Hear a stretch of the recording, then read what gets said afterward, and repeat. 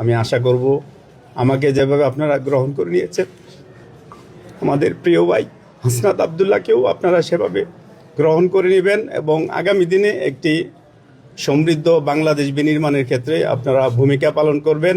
দেবিদ্বার আসনে বাংলাদেশ জামাত ইসলামীর সম্মানিত আমির ডাক্তার শফিকুর রহমানের নেতৃত্বে যে ইসলামী দল এবং দেশপ্রেমিক সমমনা রাজনৈতিক দলগুলোকে নিয়ে যে জোট গঠন করা হয়েছে, সেই জোটের পক্ষ থেকে কুমিল্লা ৪ দেবিদ্বার আসনে এনসিপির মনোনীত প্রার্থী, জুলাই আন্দোলনের সম্মুখ সারির নেতা এবং এনসিপির দক্ষিণাঞ্চলীয় মুখ্য সংগঠক হাসনাত আবদুল্লাহ মনোনয়নপত্র আমরা জমা দিয়েছি।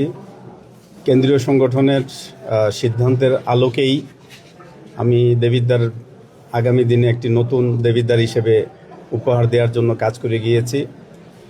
যেহেতু সংগঠন একটি বৃহত্তর স্বার্থে একটি জোট গঠন করেছে, সেহেতু আমি সেটাকে হাসি মুখে মেনে নিয়েছি এবং আমাদের শতভাগ প্রস্তুতি থাকার পরও কেন্দ্রীয় সংগঠনের সিদ্ধান্তকে আমরা শ্রদ্ধা জানিয়ে জামাত ইসলামী এই আসনে মনোনয়নপত্র জমা দিইনি। তো আমরা আমাদের এই জোটের মনোনীত প্রার্থী হাসনাত আবদুল্লাহকে বিজয়ী করার জন্য কেন্দ্রীয় সংগঠনের নির্দেশনার আলোকে আমাদের সকল দায়িত্বশীল এবং কর্মী যারা বিগত সময়ে দাঁড়িপাল্লা প্রতীককে বিজয়ী করার জন্য আপনারা কাজ করেছেন, আমি আশা করব আমাকে যেভাবে আপনারা গ্রহণ করে নিয়েছেন, আমাদের প্রিয় ভাই হাসনাত আবদুল্লাহকেও আপনারা সেভাবে গ্রহণ করে নেবেন এবং আগামী দিনে একটি সমৃদ্ধ বাংলাদেশ বিনির্মাণের ক্ষেত্রে আপনারা ভূমিকা পালন করবেন। পাশাপাশি আমি আপনাদের পাশে আছি দেবিদ্বারের প্রশ্নে এবং ন্যায় ও ইনসাফ ভিত্তিক সমাজ গঠনের প্রশ্নে।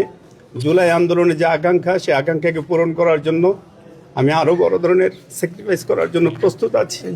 আপনারা আমার জন্য দোয়া করবেন, আমি যেন আপনাদের সাথে থেকে আগামী দিনে আমাদের এই প্রিয় দেবিদ্বারের মানুষের যে আকাঙ্ক্ষা আমাদেরকে ঘিরে তৈরি হয়েছে, সেই আকাঙ্ক্ষার অংশীদার যেন আমিও হতে পারি। সকলের কাছে সেই প্রত্যাশা কামনা করছি এবং আগামী দিনে দেশ এবং জাতির স্বার্থে ত্রয়োদশ জাতীয় সংসদ নির্বাচন যেন ইসলামের পক্ষে এবং একটি সমৃদ্ধ ইনসাফভিত্তিক সমাজ বিনির্মাণের ক্ষেত্রে আমরা সবাই কাজ করতে পারি, আমি সেই প্রত্যাশা ব্যক্ত করছি। আসসালামু আলাইকুম ওয়া রাহমাতুল্লাহ।